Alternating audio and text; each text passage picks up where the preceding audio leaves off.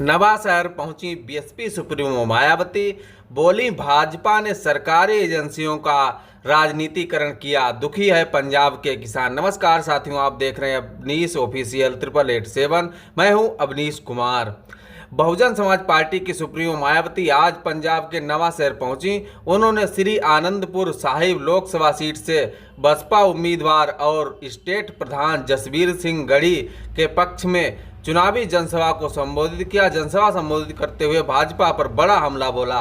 आपको बता दें कि जनसभा को संबोधित करते हुए बसपा सुप्रीमो ने कहा कि कांग्रेस की तरह बीजेपी ने भी सरकारी एजेंसियों को राजनीतिकरण कर दिया है। उन्होंने कहा कि किसान भी सरकार से दुखी है। पंजाब में खेती बहुत ज़्यादा होती है, लेकिन ना तो स्टेट और ना ही केंद्र सरकार ने किसानों का ध्यान रखा है, लेकिन हमारी सरकार ने किसानों का पूरा ख्याल रखा है। आपको बता दें कि साथ ही उन्हें हर संभव सहायता प्रदान की। उन्होंने कहा कि कांग्रेस और भाजपा की पूंजीपति सोच की वजह से कमजोर वर्ग के लोगों का उचित विकास नहीं हो पाया। पूरे देश में दलित आदिवासियों का सरकारी नौकरियों में खाली पड़ा आरक्षण का कोटा।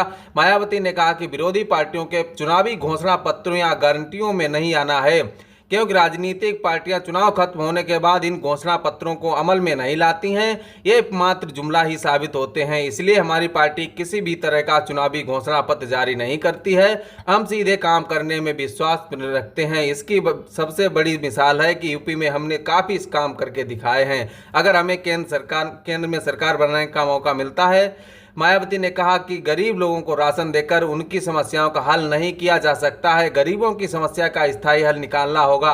केंद्र की सरकार इस देश के गरीबों में लोगों को थोड़ा बहुत फ्री में राशन देती है। इसकी एवज बीजेपी और आरएसएस वाले गांव में जाकर कहते हैं कि बीजेपी सरकार फ्री में राशन दे रही है, ऐसे में उन्हें वोट दिया जाए। उन्होंने कहा कि केंद्र सरकार की फ्री राशन नहीं दे रही है। केंद्र सरकार के पास लोगों के टैक्स का जो पैसा जमा होता है, उस पैसे से राशन दिया जाता है। ये आरएसएस व बीजेपी का नमक नहीं, बल्कि आप अपना नमक खा रहे हैं। धर्म की आड़ में मुस्लिम लोगों का शोषण किया जा रहा है, उसे भी पार्टी द्वारा रोका जाए। मायावती ने सुप्रीम कोर्ट में चुनावी बांड को लेकर हुए खुलासे के बहाने सभी राजनीतिक दलों पर तंज कसा। उन्होंने कहा कि सभी पार्टियां, चाहे वह बीजेपी हो या फिर कांग्रेस या फिर आम आदमी पार्टी, सभी ने पूंजीपतियों से बांड के रूप में राशि लेकर फायदा उठाया। हालांकि उन्होंने साफ किया कि बसपा ही देश में एक ऐसी पार्टी है जिसने कभी किसी कोई फायदा नहीं लिया। उन्होंने कहा कि इस चुनाव में उनकी पार्टी ने किसी राजनीतिक दल से समझौता नहीं किया है। बहुजन समाज पार्टी अकेले चुनावी मैदान में है।